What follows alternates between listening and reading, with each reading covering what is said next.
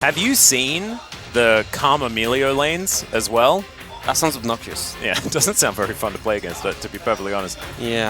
I'm expecting that it's going to be Ona playing that. Yone, though, got Grimyushi on the Twisted Fate, and then Faker is going to be playing the Karma, something that he has played many, many times to a lot of people's chagrin in the past, when she was just another support in the mid lane. This will be a little bit more damage this time around. So I think ultimately you have a hopefully more stable lane for Dundun. You have a very strong scaling. Once you hit 225 stacks, we'll have to see whether it works out as our first Smolder makes his way onto the Rift.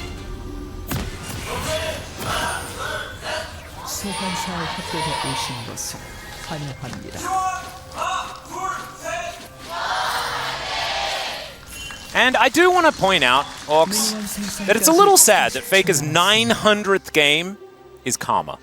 Yeah. It's not... What would you have wanted to see? Rise. Yeah? I think it's probably... I think Rise is the little most... throwback? Yeah. Ooh, but he does do first damages. Yeah. It's the main thing. A lot of focus on the Smolder. It's going to be Doran's ring start, and we have seen the strat has been put 3 points in W. Helps you just to thin out the wave, helps to deal with your weak early game. And the aim of the pick is scaling, you know. 225 stacks is when your Q just becomes one of the best abilities in the game.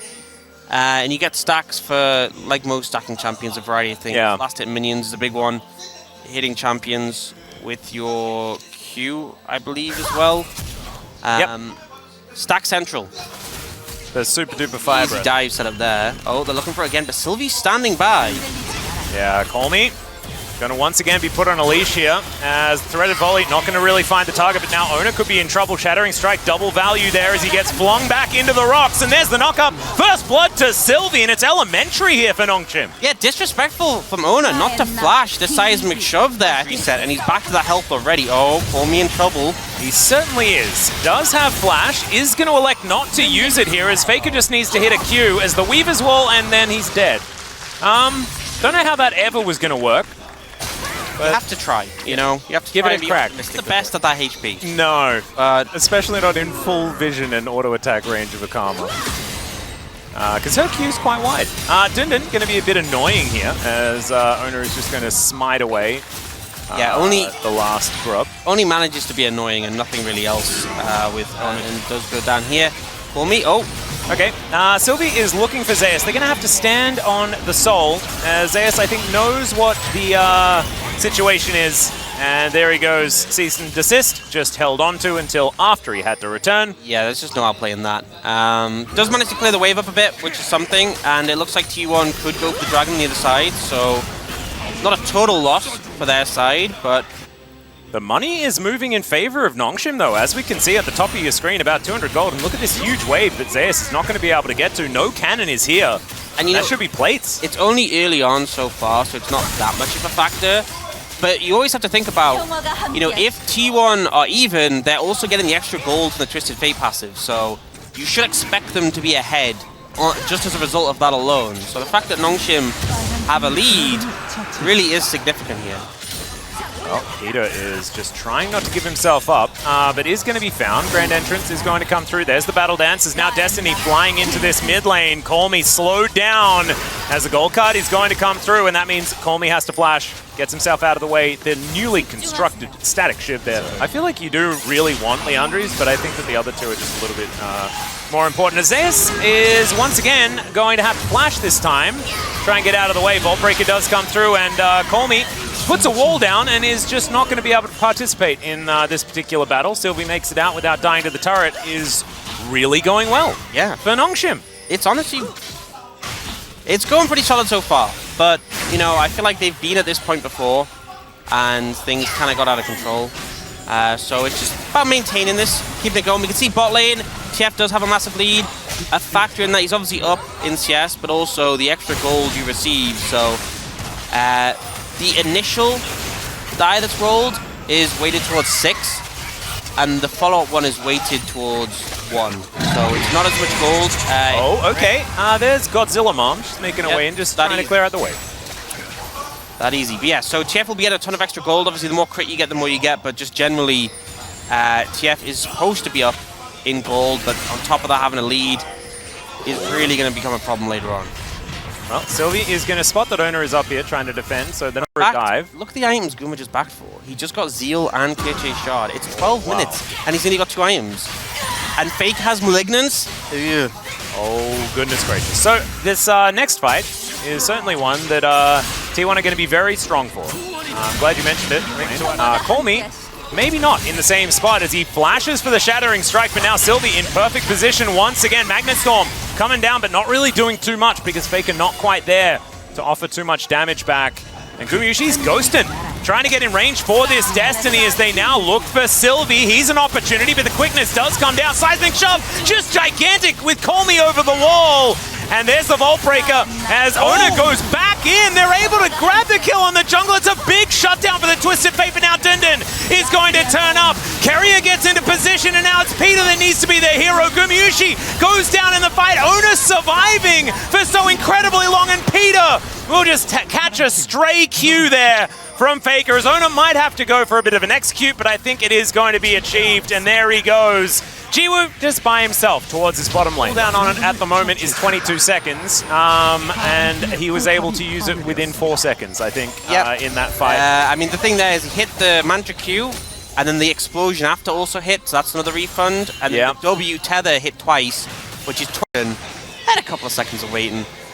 So, pretty obnoxious in those early skirmishes, and we do end up seeing the Dragon being picked up by T1. Don't think that's too much of an issue because Dundun doing very strongly in the side lane, and you still have the scaling Smolder. Yeah, but probably wanting to wait a little bit longer. Haven't done a stack check. Haven't actually looked at it as, okay, there's a Destiny, and Call Me is rooted in place. Still, it's a nice seismic shove onto Gumayusi. He's going to need Carrier's help to try and get out of there.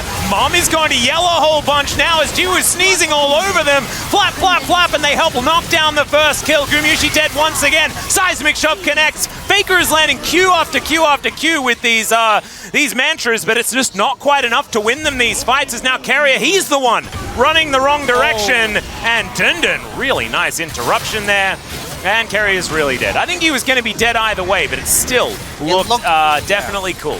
And Zeus didn't even show up for the fight in that situation. Well, he's here now. Does that make up for it? I don't know, because I think this turret is still very dead, and there it goes. 153 stacks right now on the Smolder, so definitely approaching, and the fact you're winning team fights before that point really care about. They're like, we're going to do what we can do to win, and we don't care what we look like doing it. And it's really not. Okay, well, this is aggressive as Mom's yelling once again. The CC kind of massive, as once again, Jiwoo just raining hell down upon them. Gumayusi will land that gold card there. Sylvie's in trouble. Faker comes around though, and I don't know whether we like it too much. Nice Mega Cone is going to connect, and Call Me, he finds Gumayusi once again, his 3rd death of the game. You see how many control wards were in that brush? Just slammed every single one down. We're going to look for it right now. Decent gold advantage, still there, approaching 3,000, and they're going to be able to stop the dragon stacking of T1. Certainly putting a lot of halt into their plans. I think actually denying that, kind of a big deal. Yeah, T1 do want to accelerate. I mean, it's also, I mean, we said this game for T1 was very much about being ahead of the curve. I feel like the TF, a large part of his strength is the fact that you get so much extra gold. Oh. All right, let's see whether Gumayusi can get it. He does. Gets himself out of there. No seismic shove in time. Yeah. So the Destiny not going to get interrupted. The thing about is the map play from T1. Yep. But I think Dundun being so strong really solves a lot of those problems. Yeah, I feel like it's exactly as you say, because in the last game, T1 have to be really cautious here. They certainly do. Sylvie looking for a possible angle here as he gets over the wall. I don't know whether he's completely out of dodge just yet. Decides to go in. I don't know about that, but the seismic shove is amazing. Gumayusi going down extraordinarily low as Mom yells into the back line. Sylvie manages to get that kill, and now they get the knock-up onto Owner. He's underneath the turret, but I don't think that's going to matter. The Shattering Strike is decent, and my god, the damage from these Mantra Qs. Another one connects, and Faker just demolishes him. Get that? How long was that on cooldown for? Like it just wasn't. It just wasn't, okay? It's if mode, apparently, and I'm not gonna lie, that was probably just Baron if Faker didn't get that play. Chunks them all out, kills the Smolder there to save the day, but NONGSHIM, this level of aggression coming out from Sylvie, it looks like he's going to get picked, and he just says, oh, I can buffer the stun with my ult, let's do that. Yeah, who's picking Let's who? go. Guys, you're in a Baron pit against a Karma. And there's a twisted Think about fate. it. So they always know. They will always know. Sylvie gonna try and get himself towards the rest of his team. Will be successful as, yes, Ona locks down the Rift Scuttler. And NONGSHIM, they just want out. They don't want to deal with this. Soul Point goes over to T1. And NONGSHIM unable to get anything off the back end of it. And even with T1 now get mid tower as well. So NONGSHIM really fumbling on the back of that fight. And T1 appear to have regained that composure we typically expect from them. It's the classic scaling karma, you know. That's just how it works out. Is the free shoes. There you go. Yep. Well, Peter is going to get stunned momentarily. Zeus finds an ultimate, and they just blow him up. Goodbye. Where did Peter go? Part of the I don't even want to think about that. Yeah, I definitely need it. Yeah. Oh my god, the rapid fire Milio combo. Look at the range! Oh, that's just absurd. All right, they're going to go for another engage. This time onto Faker, and Mom just lights him on fire. Going to be taken down as now Dundun. I don't know whether you win this 1v1 anymore. And yes, he built that extra armor. I just don't know whether it works. Does sidestep the knockup as now Jiwoo is looking to execute them. Takes down Carrier first up, and that's the double. As that's what all these stacks give you. And now it should just be NONGSHIM heading towards this Baron. Is it happening again? Are they just going to do it again, just taking these games off T1? Yeah, I guess so. This is why they banned away the Smolder in the first one. You do see Zeus moving over to try and get the soul. The TP is going to come in from Dundun. They don't want to give anything up to the start of T1. Baron secured. Oh, Gumushi, I don't know about this. He is just very dead. Well, never mind. He does stay alive for a bit longer. It's a 1-for-1 trade. Still, NONGSHIM should be able to gather themselves the dragon and deny the soul from T1. Still a little bit given on over. And I think that goes without saying. And you're looking to use that Baron pretty effectively, trying to pressure this bot lane tower. The wave clear that T1 has, not going to be nearly as effective in the situation, so a lot of gold going to be able to be picked up, and this is already with NONGSHIM having a significant lead over T1. Just going in, and they need to keep that up. Oh, speaking of which. Yeah, possible angle here. Zona not going to get knocked back, but they just guarantee the turret. But I like the plays that NONGSHIM are making. You know, they push up mid, they rotate over, they get control of the enemy jungle, and rotate to take that top tier 2. They're doing what they need to do. Oh, Peter's ulting. Yeah, so he doesn't find it. He's prepping the ult, because obviously one of the changes they made with Rakan was the fact that there's a lockout before you can engage. Yeah. So you kind of prep it, someone walks in, he gets the immediate CC. It does look silly when the window doesn't open up, but NONGSHIM definitely fishing. Yeah. If hard CC comes in, he can cleanse it, and then he can easily use the arm guard to survive like a Yone or something. And I think as long as the Smolder's alive, hard to see them losing a fight, realistically. Going to hurt an extraordinary amount. They're looking, you can see they're fishing. Yeah. Jiwoo continuing to just sneeze many times. All right, here's the angle. When's Mom coming? Oh God, okay. Good. Yeah, you can see Gumushi also was looking for that gold card. He can, like you say, engage from an extraordinary range. Yeah, I love that Carrier has been using the W specifically to like buff the gold card range, so it's just ridiculous. And actually, Sylvie, you could be in trouble here. You have to be really careful. And T1 are just going to walk towards this Baron. It goes down extraordinarily quickly. Teleports are coming in. And Mom is going to yell. Gumushi taking a fair bit of damage as now Peter with the quickness running. Zeus over the wall is going to blast cone his way out. And he did buy a fair bit of space. But now Dundun is in the backline just booping as now Ona has to get himself over the Weaver's wall. And T1, they keep themselves alive. NONGSHIM still looking for more though. Ona with the Shattering Strike, and he might fall. His health bar is extraordinarily low, but now Zeus looking for the angle. Dundun just hitting things as Jiwoo. Perfect timing on the arm guard. Call Me doing exactly the same thing, blocking the ultimate. And now Gumushi, he's going to do the same thing. Now Faker is in trouble as Dundun has got on top of him, but it's the Smolder that locks down the kill onto Gumushi. Faker goes golden to the very last second, but he's likely to fall the Inspire Shield, buying some time. And actually, with this Mantra W, he's just surviving. This is ridiculous, but it doesn't matter because he's out of the fight, and they lock down the kill onto the unit. He's still going. He is still going, and he's able to slow down Sylvie, then Mantras again, so he's immortal. Is Sylvie actually going to be able to kill him? We're just not going to watch, I guess. Ult's up now, so he just has to burst with the ultimate. Yeah. He just has to do that. It's that simple. It's that simple, guys. That's how you do it. And now Faker's going to channel the back. As you can see, NONGSHIM, they are just winning the game right now. He's going to opt in for the teleport to make sure that he can get back to his base. And yeah, Fake has the wave clear. Matt, get out. But I think the moment really Jiwoo stood out.